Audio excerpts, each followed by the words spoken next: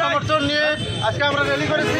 র্যালিতে যারা অংশগ্রহণ করেছেন তাদেরকে আমরা ধন্যবাদ জানাই, কৃতজ্ঞতা জানাই।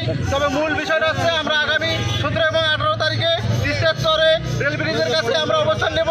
আমরা সকলকে অনুরোধ জানাবো তারা সকলেই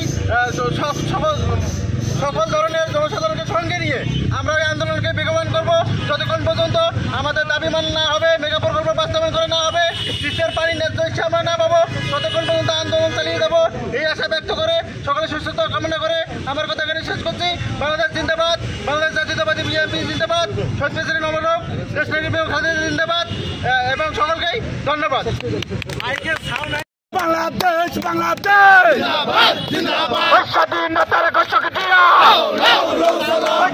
প্রচার নায়ক দিয়া ৭১-এর নায়ক দিয়া কে বলে রে দিয়া নাই লাল সবুজের পতাকায় সোনালি ধানের শীষে সোনালি ধানের শীষে